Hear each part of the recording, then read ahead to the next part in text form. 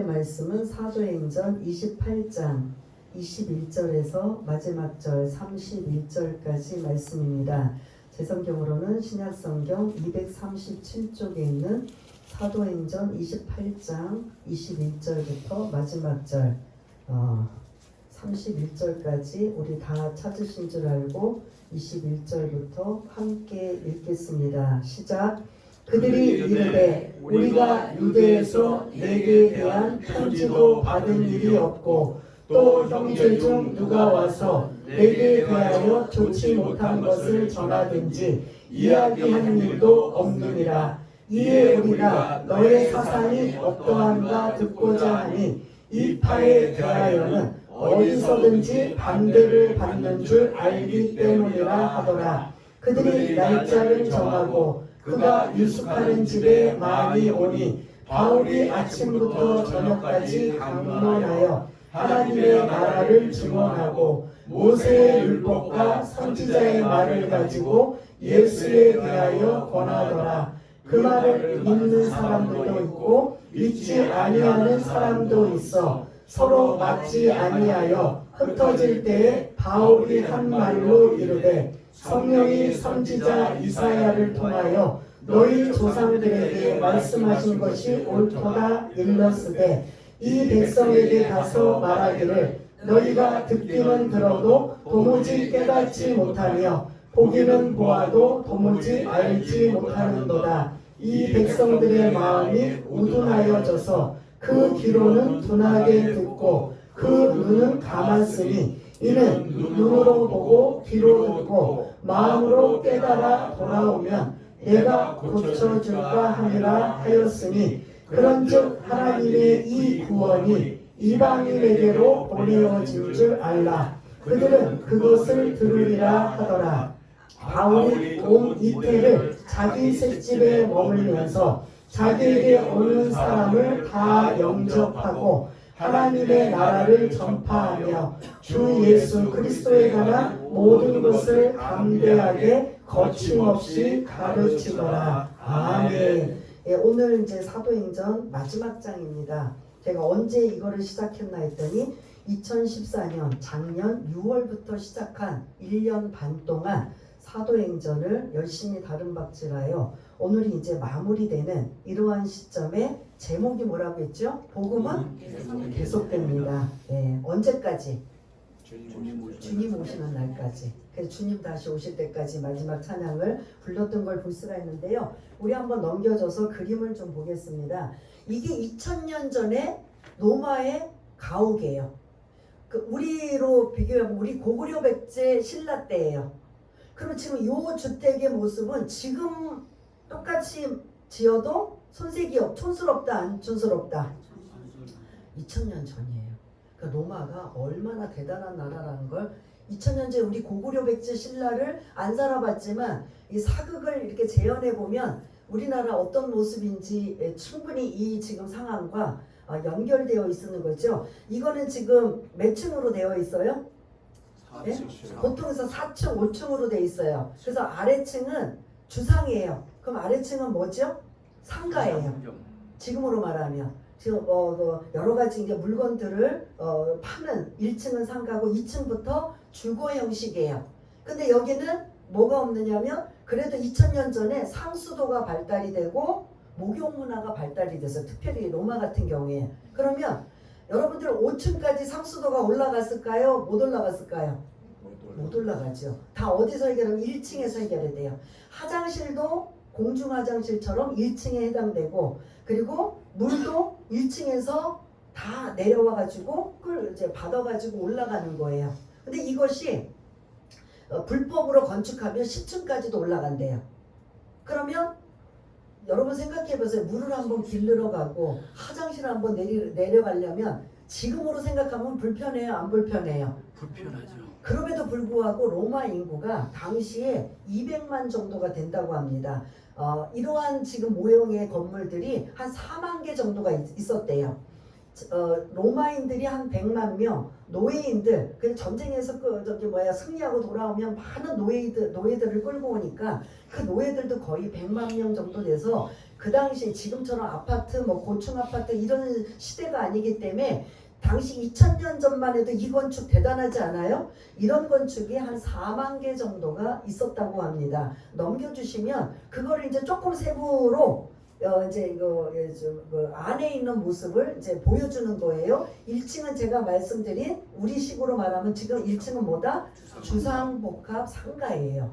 이곳에서 이제 모든 것들이 이루어지고 2층부터 이제 보통 4층, 5층까지 건축이 이루어지는 이제 주민들이 사는 이러한 모습을 볼 수가 있는데 불법까지 하면 8층, 9층까지도 왜냐하면 세를 받는 게 주인들이 짭짤하니까 이제 불법 건축으로 더 올려서 많은 사람들 그러면 사도 바울이 오늘 본문에서도 셋집에 살았다.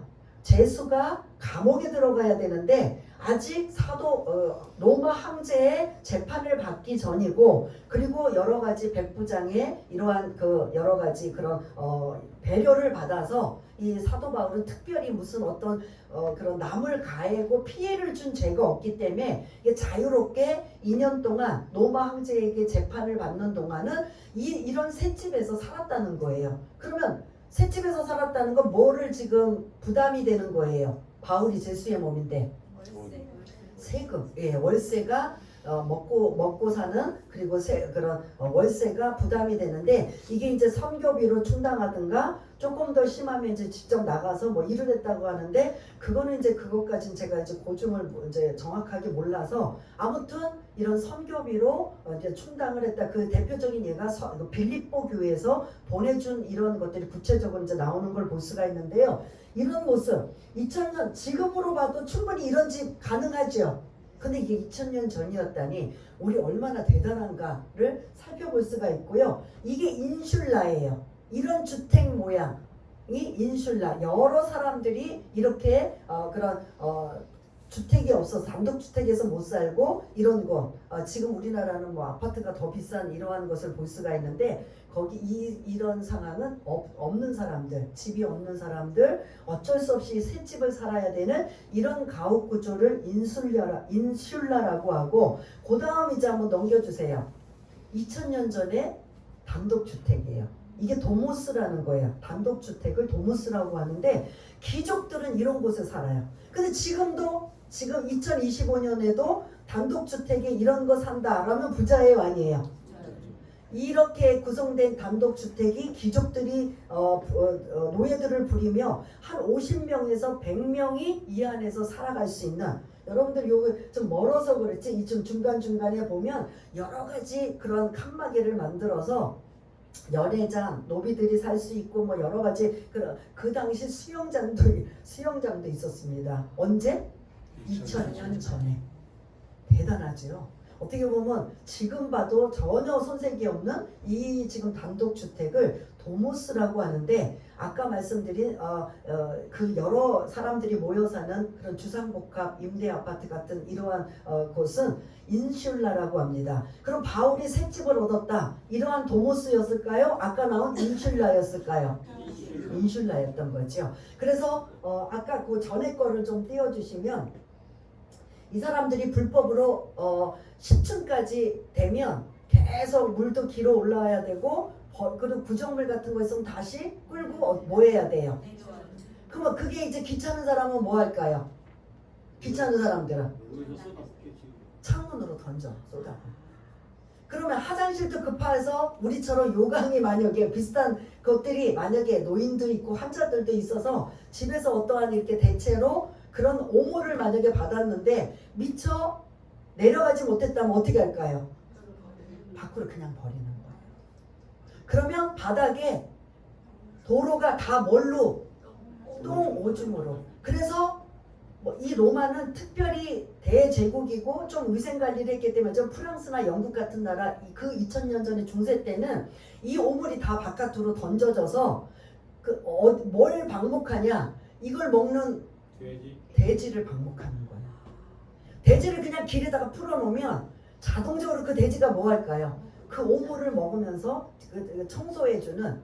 그래서 사람이 지나가면서 돼지도 함께 이렇게 하는 모습. 어쩔 수 없이. 그게 이제 나중에는 귀찮으니까 창문에다 다 뭐 한다?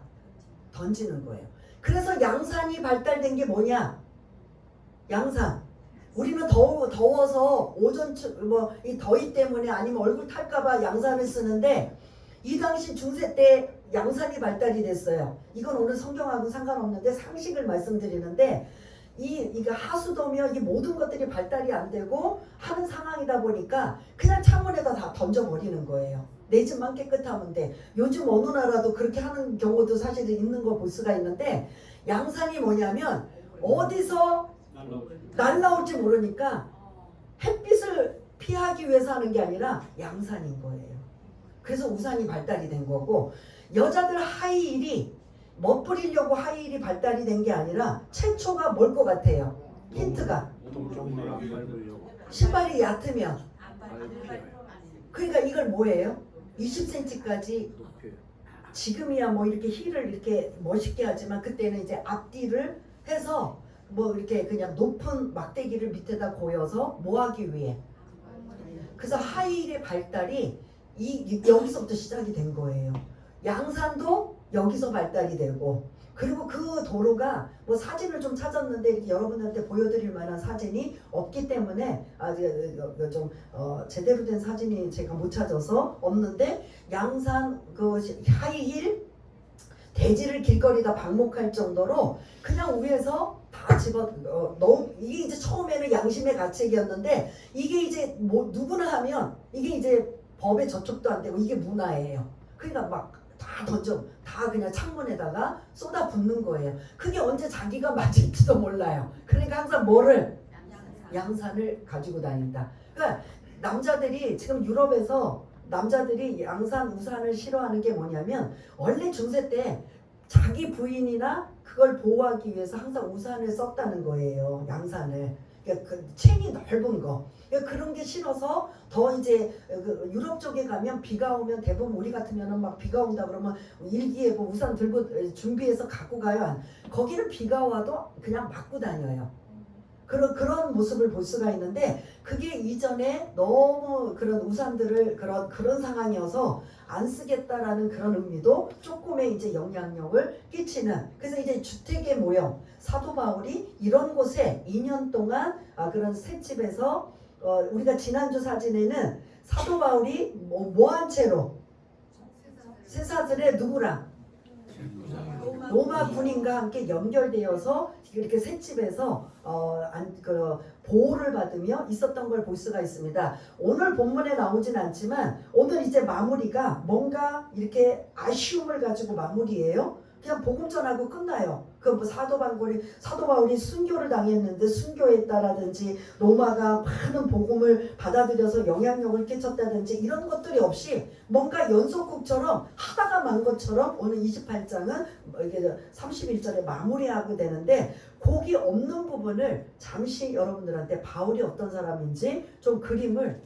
보여드리겠습니다. 좀 넘겨주세요. 다음 걸로. 이게 사도 바울이 마지막 순교하기 전에 사도 바울은 아까 그 셋집에서 2년 동안 황제가 부르기 전까지는 그 셋집에 있었어요. 그 다음에 황제에게 그때 네로가 박해하는 시절이 초기에는 없었어요. 그래서 드디어 황제에게 재판을 받았는데 이 사람은 죄가 없는 거예요. 그래서 풀려나요. 잠시 풀려나다가 그래서 이제 자유롭게 그런 복음을 전하는 일을 사도 바울이 한 4, 5년 동안 해요. 그러다가 이제 네로가 이제 완전히 정신이나 뭐 이런 것들로 이상이 되고 이 기독교가 막 박해하는 그 아주 극도로 심해지는 이 상황에 바울이 그때서 잡혀가지고 이 감옥에 들어갑니다. 이 감옥을 가서 보았더니 그냥 돌바닥이에요. 그 겨울에 이 돌바닥이 어떻게 있었는가라고 할 정도로 마음이 참 그렇더라고요. 이곳에 지금 감옥에 갇히면서 이제 거의 죽기 직전이거든요. 또 한번 넘겨주세요.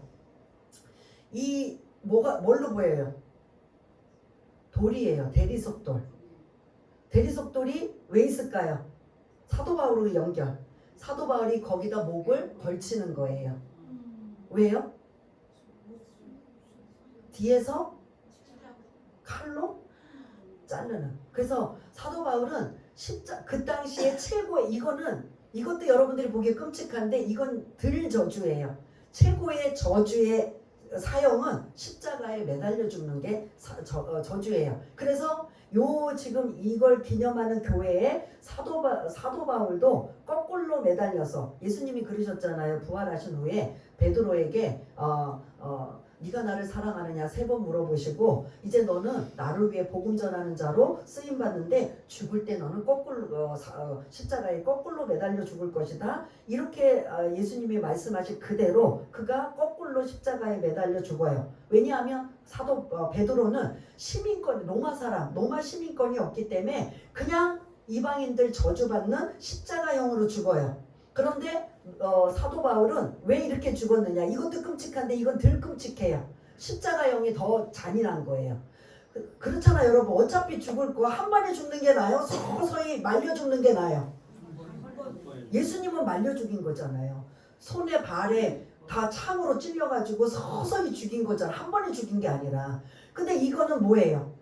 한 번에 죽는 거야. 그래서 이 목을 거기다가 걸쳐가지고 그래서 이제 뒤에 그거를 연상하시면서 뒷부분에 이제 마지막 사진입니다. 한번 보세요. 지금 제가 설명드린 사도 바울이 지금 어디에 지금 숙이고 있어요? 아까 그 돌 맨 위에 있는 가운데. 아까 그 돌.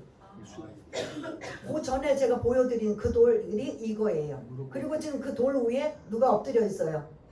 바울이. 그 다음에 뒤에서 로마 군인이 뭐예요? 도끼인지 칼인지 지금 휘두르려고 지금 또 바울을 뒤에 지금 뒤 이렇게 묶여가지고 지금 이렇게 그래서 지금 순교당하는 이게 이제 67년. 그래서 바울이 로마에 갔을 때 2년 동안 오늘 본문에서는 그 2년 동안 그래도 자유롭게 복음을 전하는 로마 군인의 보호는 받았지만 자유롭게 복음을 전하고 그 다음에 한 4년 5년 동안은 그 네로가 덜 강적이어서 기독교 박해를 좀 덜한 상황이어서 풀어줍니다. 그래서 그 잠깐 풀어진 상황에 이제 바울이 이제 그런 행할 일을 하고 그 다음에 네로가 기독교 박해를 아주 급속도로 할 때 바울도 이제 잡혀 들어가서 감옥에 있으면서 결국은 마지막을 이렇게 순교하는 그 교회를 저희가 가보고 모두 다 사실은 숙연하지요. 사실 복음 때문에 이렇게 아주 죽음까지도 순교하는 이런 바울의 모습을 우리는 뭔가 나는 뭔가 거기서 이제 어떻게 보면 회개하고 나 자신을 이제 돌아보는 이런 계기가 됐습니다. 요건 이제 사진을 다 보여드렸고요. 다시 이제 21절을 띄워주시기를 바라겠습니다. 사도 바울이 로마에 와서 이 셋집을 얻어 있습니다. 셋집을 얻은 다음에 바울은 이방인에게 복음을 전하는 사도이기 때문에 막 나가서 로마인들에게 복음을 전해야 되는데 그럴 수 있어요? 없어요? 없어요. 그러다 보니까 그 집에 가택연금이에요. 그렇게 감옥보단 낫잖아요. 가택연금 당하는 것처럼 나가지는 못하지만 그곳에서 누구는 뭐냐면 초대하는 사람, 초청은 할 수 있는 거예요. 근데 그 초대하는 사람이 누구냐? 오늘 21절에 보면 우리가 그 전에 우리가 지난주 나눴지만 유대인의 높은 사람들을 초대합니다. 그 로마에 유대인들이 한 2만 명에서 5만 명이 살고 있는데 회당이 한 10개 정도 돼요. 그럼 회당의 가장 높은 사람은 누구라고 했죠? 회당장. 장로들, 회당자 이러한 사람을 지금 한 10명 이상 10명 아니면 뭐 다 안 올 수도 있겠지만 그 사람들을 지금 초대한 거예요. 초대해서 내가 여기 오게 된 것은 사실은 내가 죄가 있어서 이렇게 죄수가 된 것이 아니라 예루살렘에 가서 정결 예식을 하는데 유대인들이 막 나를 죽이려고 해서 그때부터 나는 잡혀가지고 여차 재판을 여러 번 걸쳤는데도 죄가 없음에도 계속 유대인들이 나를 죽이려고 해서 나는 로마 시민권을 가진 카드를 쓰면서 나는 로마 황제에게 재판을 받겠다고 해서 여기까지 온 것이다. 나는 죄가 없다. 나는 유대인들에게 죄를 범한 것도 없다. 이런 것들을 이제 쭉 설명했습니다. 그랬더니 오늘 21절에 보니까 그 유대인들 초대받은 그 유대인들 지금 로마에 살고 있는 유대인들의 높은 사람들에게 그 지난주에 이제 사도 바울이 내가 왜 여기 왔는지를 알려줍니다. 그러면 이제 알려준 거를 끝나고 유대인들이 듣고 나서 하는 말이 21절, 22절이에요. 뭐라고 하는지 한번 읽었지만 한번 읽어보겠습니다. 시작. 그들이 이르되 우리가 유대에서 내게 대한 편지도 받은 일이 없고 또 형제 중 누가 와서 너에 대하여 좋지 못한 것을 전하든지 이야기한 일도 없느니라. 이에 우리가 너의 사상이 어떠한가 듣고자 하니 이 파에 대하여는 어디서든지 반대를 받는 줄 알기 때문이라 하더라. 아멘. 21절에는 나는 네가 온 것도 그리고 유대인들이 너에 대해서 말한 걸 우리가 들은 적이 없다 라고 하면서 우리를 초대했으니 22절에 너의 사상이 어떠한가 그리고 이 파에 대하여 어디서든지 반대를 받는 줄 안다. 야, 기독교가 지금 계속 문제를 일으키고 이제 이 파라고 하는 게 이제 기독교인데요. 예수를 전하는 너희들, 예수라고 안 하고 그냥 기독교에 대하여 너희들 지금 계속 문제를 일으키고 있는데 한번 네가 네 입으로 우리에 대해서 네가 믿는 기독교에 대해서 얘기를 해봐라. 이게 이제 22절까지의 이야기예요. 그랬더니 기다렸다는 듯이 사도 바울이 23절에 아주 핵심만 말하고 있는 걸 볼 수가 있습니다. 23절도 한번 읽어볼까요? 시작. 그들이 날짜를 정하고 그가 유숙하는 집에 많이 오니 바울이 아침부터 저녁까지 강론하여 하나님의 나라를 증언하고 모세의 율법과 선지자의 말을 가지고 예수에 대하여 권하더라. 아멘. 지금 이제 23절의 그 상반절에는 많은 사람들이 이제 사도 바울 집에 지금 오고 가는 이러한 걸 볼 수가 있는데 핵심이 뭐냐? 사도 바울이 복음을 전하는 핵심이 뭐부터 시작해요? 하나님의 나라를 증언하고, 예, 하나님의 나라. 다른 말로 두 자로 뭐예요? 하나님의 나라가 천국이지요. 하나님의 나라가 천국이에요. 하늘천 땅지가 아니고 나라고. 하나님의 나라에 우리가 한문으로 하면 천국. 예수님도 공생의 사역을 시작하자마자 선포하신 말씀이 뭐예요? 회개하라. 천국이 하나님의 나라가 가까이 왔다. 이제 천국 하는 건 이제 한문으로 우리가 풀어서 이게 중국어 성경이 먼저 성경이 도입하고 그거를 보고 다시 우리 한국말로 번역을 해갖고 천국이라고 하는데 사실은 하나님의 나라, 천국 같은 그런 이제 단어라는 걸 기억하시며 바울이 전하는 핵심은 뭘 가장 먼저 첫 번째 뭘 전했다? 하나님의 나라, 천국을 전했다는 거죠. 유대인들이 그렇게 아주 그냥 까탈스럽고 말씀을 나름대로 잘 지킨다고 하는 그 막 부정한 자도 가깝게 안 하고 정결하고 막 그냥 예민하고 깔끔 떨 정도로 유대인들이 그렇게 하는 모습은 뭐냐면 어딜 가기 위해서?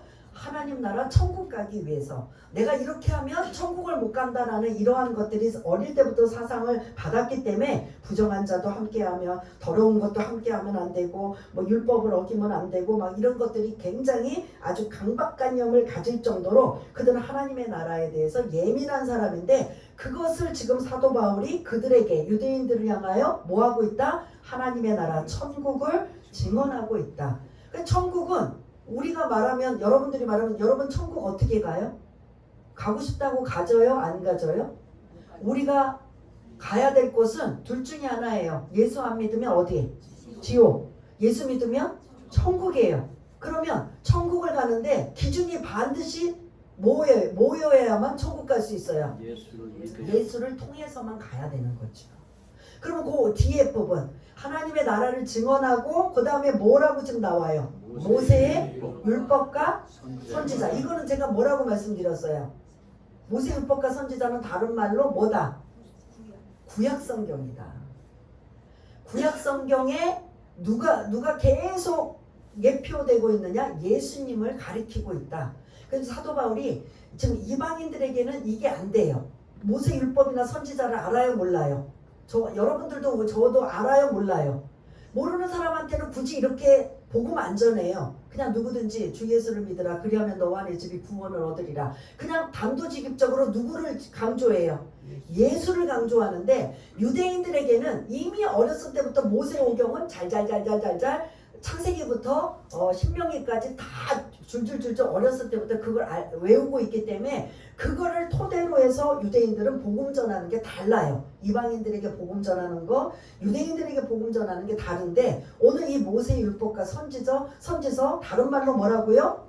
구약 성경을 가지고 그 구약 성경 안에 앞으로 하나님이 메시아를 예표하는 자는 다 누구를 가리키는 거다?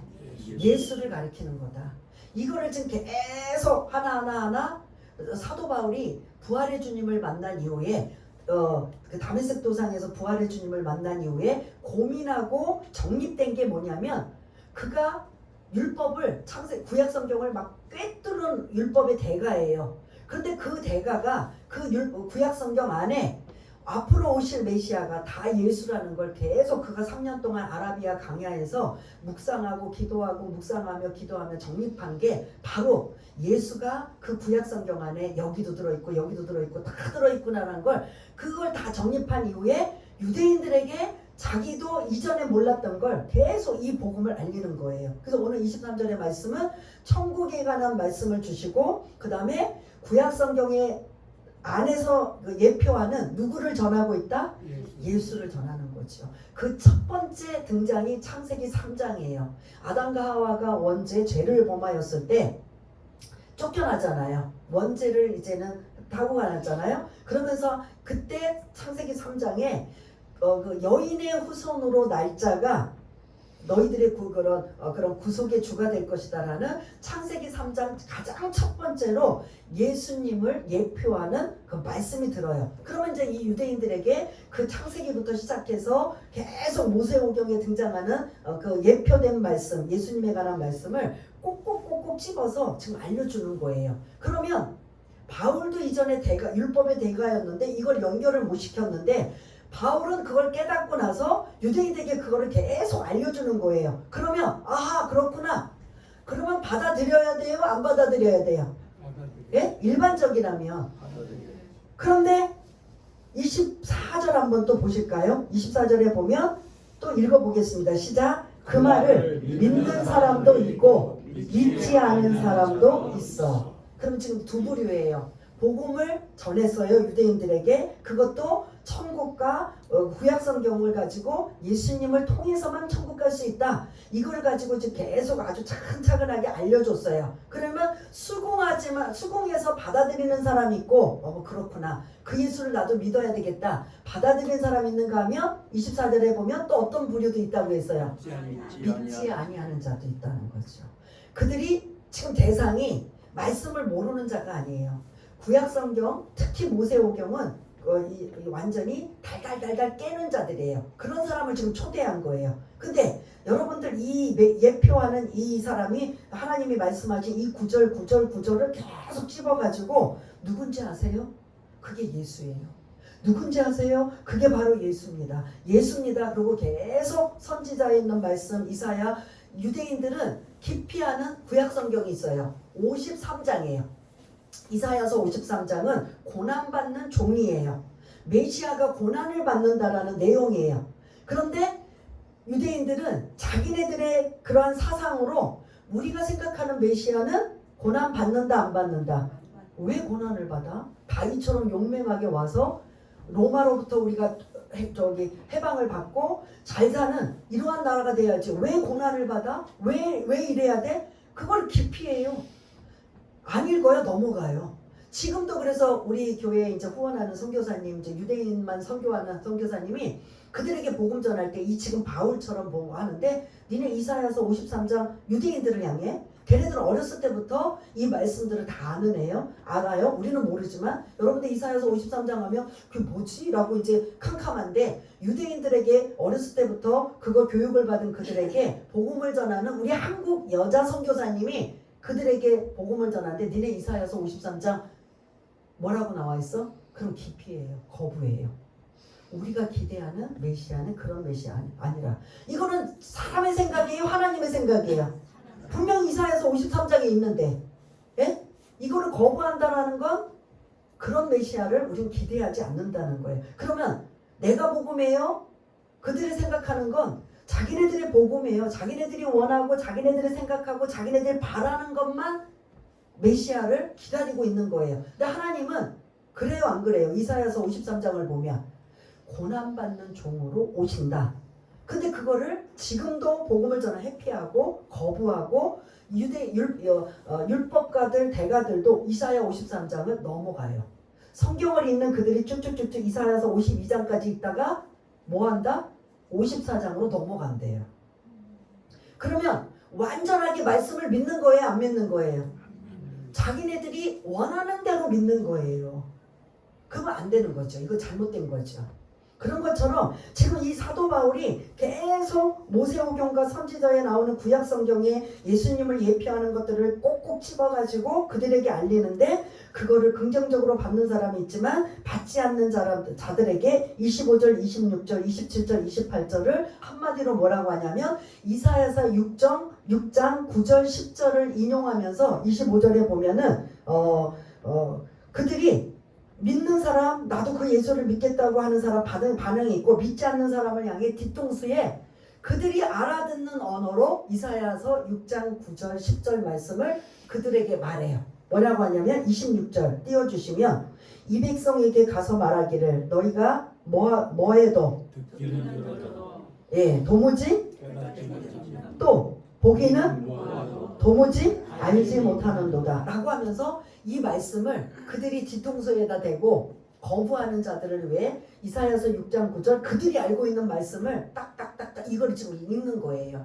그들이 보기는 보아도 듣기는 들어도 그들이 마음이 완악하여 깨닫지 못하는도다. 그게 지금 27절까지 계속 지금 이어지고 있어요. 이 백성들의 마음이 우둔하여 완악하여져서 그 귀로는 둔하게 듣고 그 눈은 감았으니 이는 눈으로 보고 귀로 듣고 마음으로 깨달아 돌아오면 내가 고쳐줄까 함이라 라고 이사야서 6장 9절 10절의 말씀을 그들의 뒤통수에 돌아가는 그들을 향해 그들이 거부하는 그것을 하나님의 말씀을 그대로 전하고 있습니다. 그러면서 28절에 뭐라고 하냐? 그들에게 복음을 전해도 거부하고 받아들이지 않는다면 이제 복음의 방향을 어디에다 둔다? 28절 이방인에게 둔다는 거죠. 복음이 가장 먼저는 누구에게, 선택된 민족 누구에게 우선권을 가져요? 유대인인 거죠. 그런데 그들이 거부하면 누구에게? 이방인 저와 여러분들에게 지금까지 복음이 오게 된 거죠. 저와 여러분들이 이방인이에요. 유대인 아니에요. 그러면 여러분들이 이 선교 방식이에요. 복음 전하는 선교 방식인데 원래 하나님의 원칙은 누구부터 시작이 되었다? 유대인이다. 근데 거부하니까 어디로 갔다? 이방인을 갔다. 요거를 이제 적용하면 내가 복음을 받아들여서 유대인처럼 가장 가까운 내 가족에게 전한다. 그런데 거부하면 어떻게 한다? 이웃에게 전한다. 그것 때문에 낙심하고 좌절하고 내가 내 가족도 전도 못하는데 뭐 내가 무슨 전도를 한다고 그래, 이런 생각할 필요가 없다는 거죠. 안 되면 방향을 어떻게 하라? 이웃에게로 가라. 그래서 가까운 데에서 하다가 안 되면 먼 곳으로 해라. 이게 선교 방식이에요. 바울도 그렇게 자기 동족 유대인에게 복음을 전하려고 막 그냥 가진 애를 썼는데 일부는 받아들이지만 일부 거절하고 받아들이지 않는 자들을 향해 오늘 이 말씀을 지금 인용하고 있다면 저와 여러분들이 이 6절 이사야서 6장 9절 10절을 여러분들이 기억하시면서 여러분들이 가족이거나 이웃이거나 아니면 지인들에게 복음을 전할 때 미리 기도할 때 오늘 이거를 이제 제가 이게 좀 바꾸면, 하나님 저 사람의 귀가 뻥 뚫리게 해주옵소서. 왜냐하면 우리가 뭐 해야 돼요? 복음을 뭐 해요? 전하잖아요. 전하면 그들에게 일단은 뭘로 들어야 되는 거잖아요. 주님 저들의 귀가 열려지게 해주옵소서. 뻥 뚫리게 해주옵소서. 이게 우리 남편의 아내에게 아니면 자녀에게 아니면 이웃에게 아니면 내가 전도할 대상에게 귀가 뭐하게 해달라고요? 뻥 뚫리게. 복음의 귀가 들릴 수 있도록 뻥 뚫리게 해주옵소서. 그렇게 기도하면서 실망할 필요가 없어요. 왜냐하면 다 때가 있기 때문이에요. 빨리 믿고 빨리 함께하면 그거보다 더 바랄 것이 없지만 혹여 그렇게 나름대로 노력함에도 안 된다면 기다리는 것밖에 없는 거예요. 근데 그걸 기다린다고 아무것도 하는 게 아니라 방향을 어떻게 한다? 유대인에서 이방인으로, 이웃에서 내 가족에서 이웃으로, 가까운 데서 먼 곳으로 이렇게 지금 방향을 돌리는 이러한 일들이 지금 28절을 언급하고 있습니다. 마무리 30절 31절을 보면 이제 30절은 그가 2년 동안 자기 삿집에 머물면서 많은 사람들을 불러다가 복음을 전하는 이 일을 합니다. 그래서 마무리 아까 23절에 했던 말씀을 다시 한번 조금 다르게 했지만 같은 그런 내용이에요. 31절을 읽으면서 한번 이제 우리가 거의 마무리하려고 하는데 31절 한번 읽겠습니다. 시작. 하나님의 나라를 전파하며 주 예수 그리스도에 관한 모든 것을 담대하게 거침없이 가르치더라. 아멘. 가장 먼저 뭐부터 시작해요? 하나님의 나라. 그건 다른 말로 천국에 관한. 여러분 천국 가기 원하시죠? 라면 유대인들은 그 소원이 이거예요. 천국 가는 게 소원이에요. 천국이 소원이에요. 우리는 뭐 가봐야 알지, 뭐 그때 봐야 알지, 우리는 아직 모르니까 그렇게 말하지만 유대인들은 반드시 그들이 뭐가 목적이어야 된다고요? 천국이 목적이에요. 근데 그걸 이제 여러분들 뭐 여러 가지 이제 뭐 이렇게까지는 안 하지만 제가 조금 이제 쉽게 말씀드리면 그 유대인들을 불러 모아서 여러분들 우리가 소망이 뭡니까? 이 땅에서는 말씀대로 살고 죽어서는 어디 가는 게 소원입니까? 천국 아닙니까? 그럼 이거에 대해서는 다 100% 거부하는 사람 없어요. 근데 그 천국 가는 길이 여러분 지금 이렇게 여러분 유대인들처럼 지금 이렇게 해서는 안 됩니다. 반드시 통로가 있어요. 누구를 거쳐가야 돼요? 예수님을 거쳐가야 됩니다. 주 예수 그리스도에 관한 모든 것들을 알려줘요. 천국 가는 길은 반드시 누구를 통해서 들어간다? 예수님을 통해서 들어갑니다. 그럼 왜 예수여만 됩니까? 라고 질문이 나오잖아요. 그럼 예수님이 하나님의 아들이 인간의 몸을 입고 오셔서 무슨 문제를 해결하기 위해? 죄 문제를 해결하기 위해 대신 죄를 짊어지시고 십자가에 죽으시고 죽으신 거로 끝났다면 그분은 하나님이 아니실 건데 3일 만에 뭐 하셨어요? 부활하시고 그 다음 뭐 하셨어요? 승천하셔서 이제 뭐만 기다려요? 다시 오실 재림 기다리는 겁니다. 그래서 그분이 바로 하나님이신 예수님이 인간의 몸을 입고 오셔서 우리에게 천국 가는 길을 열어놓았는데 여러분들은 아직도 그걸 못 믿습니까? 여기서 이제 유대인들이 아리까리한 거예요. 그래 예수를 믿어서 천국 가? 우리가 지금까지 유대인들이 평생 예수 믿어서 천국 간다는 소리는 안 했는데 구원, 그런 의로운 행위 이런 것으로 선하게 살고 착하게 살고 남한테 해끼치지 않게 살고 남의 어려움을 베풀며 살고 이런 것들이 축적이 돼서 천국 가는 걸로 이들은 알고 있는데 그런 거 다 필요 없어. 어린이 찬양처럼 착해도 천국 못 가요. 선해도 천국 못 가요. 오직 믿음으로 가는 나라. 그 믿음은 뭐예요? 예수를 믿는 믿음으로 가는. 이거를 지금 설명하니까 유대인들이 이제는 막 혼용이 오고 어떤 사람은 맞아. 그 예수가 이미 예표된 하나님의 말씀이구나. 그래서 받아들이고 받아들이지 않는 자는 이사야서 6장 9절 10절을 보기는 보아도 듣기는 보아도 이들이 완악하여 깨닫지 못하고 거부하고 있다. 그래서 복음이 어디까지 갔다? 이방인에게 갔다. 원래 하나님의 의도는 유대인들이 예수님이 오신 이후에 그 예수를 믿고 그들을 통해서 이방인들에게 뭐 하기를 원하시는 거예요? 복음 전하기를 원하시는 거예요. 이게 순리예요. 근데 유대인들이 거부하니까 이방인들이 복음을 우리처럼 받아들여서 우리는 뭐 해야 된다? 이제 구원받은 우리가 뭐 해야 된다? 복음 전하는 선교를 해야 된다고 지금 누구에게 복음 전하고 있어요? 유대인들에게. 이게 마지막이에요. 마지막 주님이 다시 오실 때를 우리가 예상을 한다면 유대인들이 이제 후회하고 깨달아서 예수를 믿고 그들이 선포하고 그들이 거의 다 100%는 아니지만 대다수 많은 이들이 복음을 받아들이게 되면 그때가 이제 거의 이 세상이 종말이고 마지막이다라고 추정할 수 있다라는 거죠. 그래서 그때까지 그래서 많은 선교사들이 막 해외로 나가가지고 선교하고 복음을 전하고 땅끝까지 하는데 그 땅끝까지가 영적인 땅끝까지는 사실 어디냐? 이스라엘 유대인이라고 볼 수가 있는 거죠. 그래서 이제 우리가 지난주에도 이스라엘 선교사님 우리가 지난주 소그룹 할 때도 우리가 좀 후원하는 선교사님 여자 선교사님이 어떤 분이다라고 이제 여러분들한테 말씀을 드렸는데 아직 이제 모르는 분도 있지만 그분은 여자 바울이에요. 하나님이 유대인에게만 복음 전하게 하셨어요. 그러니까 히브리어 영어를 쓰면서 지금 뉴욕 뭐죠 마지막 우리 갑자기 그 이름이 자꾸 잊어버려. 그 보신각처럼 연말 되면은 다 뉴욕에 모여서 그들이 연말 마지막을 보내요. 그게 뭐지요? 그 스타들이고 그 중심지 헐리우드.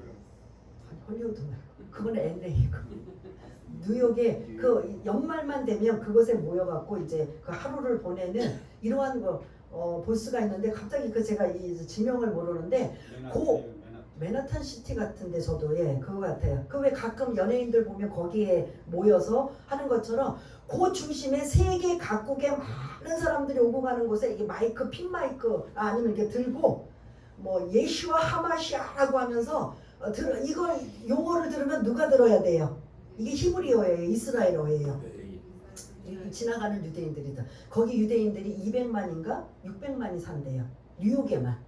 그게 얼마나 많겠어요. 그러니까 그 맨하탄에 있는 그곳에 계속 지나다니면서 하는 것을 히브리어로 계속 마이크로 예수가 그리스도 메시아다 하마시아라고 하면서 계속 그래서 이제 유대인들이 이제 거부감을 느려 그럼 그때는 이제 계속 구약에 있는 말씀 가지고 막 하고 이제 나중에 싸울 때는 이제 영어로 막 이제 하는 이런 걸 볼 수가 있는데 진짜 오늘 끝나고 그 선교사님을 이제 제가 보내드린다고 했다가 제가 일주일 못 보내드렸는데 우리가 후원하는 그 여자 바울 유대인들에게만 복음 전하는 그 얼마나 삐쩍 말라가지고 까랑까랑한지 여러분 생각해서 여자 혼자가 그러한 곳에 혼자 전하고 있으면 혹시 특히 미국 같은 경우는 테러나 이런 위험해요 안 위험해요? 이스라엘 한복판에서 그 예수를 전하다가 추방당해서 뉴욕에 오신 거예요.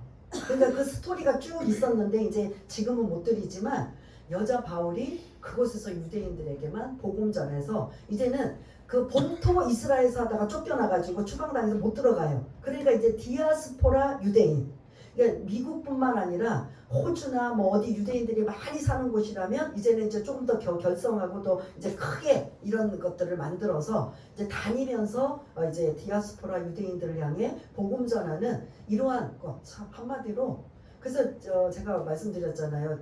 얼마 전에 우리 한국에 오셨는데 우리 교회 오시기를 원했는데 너무 아직 부를 만한 그런 상황이 좀 안 돼가지고 그냥 다음에 오실 때는 꼭 모시겠다라고 하고 그 여러분들 생생한 자기 간증을 그분의 입을 통해서 듣기를 원합니다. 근데 우리 교회 특성상 이게 많이 이제 주의를 좀 이렇게 못 지키고 이렇게 다 모이는 게 사실은 쉽지 않잖아요. 어느 분은 이번 주에 어느 분은 다음 주에 이러다 보니까 이게 좀 안타까운 부분이 있어서 이왕이면 모든 분들이 다 모여서 그분 좀 간증을 들었으면 그리고 지금 복음의 메시지를 들었으면 좋겠다라는 이 마음인데 반드시 그분이 이제 다시 한국에 오시면 이제 초대받아서 오시면 이제 그분을 이제 저희 교회에 오셔서 여러분들에게 좀 생생한 간증, 유대인들에게 어떻게 복음을 전하는지, 경찰에게도 군인에게도 추방당하기 전에 이스라엘이 지금 계속 전쟁 중이었잖아요. 그 막 폭탄이 떨어지고 하는 거기 그 현장에서도 복음을 전했던 사람이에요. 그러니까 이분은 그런 마음이면 어떤 것 같아요? 죽는 게 두려우면 못해요. 나는 바울처럼 내가 죽으면 천국 간다. 그리고 주님 앞에 상 받는다라는 생각으로 복음을 전하는 것. 그 전쟁 속에 그 포화 속에 들어가서 복음을 전하는 이러한 대단한 분도 현재 바울뿐만 아니라 있다라는 겁니다. 그래서 오늘 이렇게 지금 마무리가 돼요. 하나님의 나라를 전파하고 주 예수 그리스도에 관한 모든 것들을 담대하게 거침없이 바울은 지금 셋집에서 전하고 있다. 그럼 요게 지금 사도행전 끝나면 여러분들 뭐가 아쉬워요? 안 아쉬워요? 아니 순교당한 거지 좀 마무리하지. 사도행전의 주제는 복음의 주인은 예수님이시지 사도 바울이다 아니다. 아니라는 거예요. 전반전에서는 베드로였어요. 초대교회가 탄생이 되고 오순절 성령 강림 사건으로 누가 하나님 앞에 엄청나게 쓰임받았어요? 베드로였잖아요. 후반부는 누구예요? 바울이잖아요. 바울이나 베드로는 하나님 앞에 쓰임받는 도구일 뿐 그 복음의 주체는 누구다? 예수다. 예수 그리스도다. 그래서 그 예수 그리스도가 이때 이렇게 뭔가 좀 아쉽게 끝나지만 그건 우리가 오늘 제목을 붙인 것처럼 복음은 계속 뭐가 된다? 계속됩니다. 언제까지? 주님이 오시는 그날까지 사도행전의 역사는 28장부터 지금 29장으로 계속 뭐하고 있다? 써내려 가고 있다. 그래서 이렇게 아쉬움을 갖는 이러한 부분이지만 저와 여러분들이 오늘 이 사도행전의 주체는 우리가 뒷부분으로 가면 너무 바울이 복음을 막 열심히 열정적으로 전하니까 바울이 마치 사도행전의 주인공처럼 등장하는데 사실 주인공은 누구다? 예수님이라는 걸 잊지 마시고 바울도 베드로도 우리도 다 쓰임받는 뭐다? 도구로 쓰임받을 뿐이다. 그게 이 시대에 AD 67년에 이제 67년에 순교당하고 지금 2025년도는 우리를 통해서 이 그런 복음의 행진이 일어나가고 계속 주님이 오실 때까지 복음의 행진은 계속 이어나가고 있다라는 이 말씀에 오늘 이 말씀 천국은 반드시 누구를 통해서 들어간다고요? 예수님을 통해서 들어간다. 그래서 하나님의 나라 천국 이러한 말씀을 하고 있고 그 예수님을 우리가 이렇게 믿고 구원받아 하나님의 자녀가 된 게 얼마나 귀하고 감사한지. 그러면 우리는 이제 어떻게 해야 된다? 사도 바울처럼 복음을 때를 얻든지 못 얻든지 어떻게 한다? 전하면 돼요. 저도 그거에 자신이 없는데 자꾸 열매를 생각하니까 자신이 없어요. 하나님은 그걸 원하시는 게 아니라 뭐 하라? 전하기만 하라는 거예요. 거두는 건 누구 몫이다? 하나님 몫이라는 거예요. 근데 전하는 이가 없어서 열매를 못 거두면 이건 우리들의 책임이라고 하는 거죠. 그래서 내 가족이 안 믿어요. 그러면 누구에게? 이웃에게로. 유대인이 안 믿어요. 이방인에게로. 내 민족이 안 믿어요. 타민족에게로. 내 이웃이 안 믿어요. 다른 곳으로 방향을 옮기면 되는 거예요. 그것 때문에 우리가 낙심하고 절망하고 좌절할 필요 없이 때를 바라보고 기도는 하지만 방향을 바꾸어서 하나님이 누군가를 통해 복음을 전하게 한다면 이 일에 우리가 쓰임받는 우리가 복음의 행진을 지금 복음은 계속되는 복음의 행진에 우리가 주인공이 되어서 하나님 계속 이어지기를 원하신다면 이게 오늘 이게 마무리 부분이라고 볼 수가 있습니다. 오늘 이 말씀을 한번 기억하면서 한번 하나님 이 복음의 행진 사도행전 28장이 이제 마무리돼서 끝났는데 이거를 우리와 계속 이어지는 말씀이라고 했는데 우리도 이런 거 이렇게 사도 바울처럼 대단하게 엄청나게는 아니지만 그래도 본받아 닮아가며 우리도 우리 입술을 열어서 때를 얻든지 못 얻든지 전하는 자 전파되는 자가 되게 달라고 하면서 하나님 결심과 각오와 각오를 우리 한번 기도하면서 한번 이 마무리하면서 기도하는 시간을 갖기 원합니다. 할렐루야. 사랑이 많으신 하나님 아버지 1년 반 동안 아버지 하나님 사도행전을 아버지 하나님 참으로 하나님의 은혜 가운데 말씀을 전하게 하심을 감사를 드립니다. 에베네셀의 하나님 여호와 이레 하나님 여호와 니시 하나님 여호와 샬롬의 하나님 아버지 하나님께서 은혜를 베풀어 주셔서 우리 교회에서 아버지 하나님 이렇게 오랫동안 아버지 사도행전의 말씀을 나누며 도전도 받고 은혜도 받고 때로는 아버지 하나님 참으로 부끄러운 이런 모든 상황을 이제 마무리하며 복음의 행진은 우리들을 통해 앞으로의 후세대를 통해 계속되어진다라는 걸 우리가 깨달았고 알았다면 우리가 때를 얻든지 못 얻든지 우리도 그 복음의 행진에 동참하는 그 대열에 동참할 수 있는 우리 모두가 될 수 있도록 주님 도와주셔서 하나님이 원하시는 건 열매 맺는 것보다 너희들이 전하느냐 안 전하느냐 너희 입으로 하나님 예수를 전하느냐 안 전하느냐 이러한 것들이 달려있다면 우리가 그거는 할 수 있기 때문에 그렇게 우리가 아버지 거침없이 담대하게 전할 수 있는 우리 모두가 이 자리에 있는 모든 한 사람 한 사람이 되어 성령님의 은혜와 역사로 아버지 하나님 복음에 아버지 하나님 귀한 사역자로 쓰임받을 수 있도록 주님 도와주옵소서. 하나님 아버지 감사합니다. 지금까지 사도행전을 아버지 하나님 말씀 전하게 하시고 은혜 받게 하시고 도전 받게 하시고 깨닫게 하시고 또한 아버지 하나님 책망도 때로는 느끼게 하여 주심을 감사를 드립니다. 이제 복음의 행진은 사도행전을 사도 바울을 뒤이어 주님 오시는 그날까지 우리도 그런 그 한 부분에 한 시점에 우리에게도 있는 줄 믿습니다. 복음은 계속됩니다. 주님이 오시는 그날까지 복음은 계속되기 때문에 우리가 그 아버지 하나의 가정 속에 우리도 쓰임받을 수 있는 귀하고 복된 자들 다 될 수 있도록 주님 도와주옵소서. 모든 것 감사드리오며 사랑이 많으신 예수님 이름으로 기도드리옵나이다. 아멘.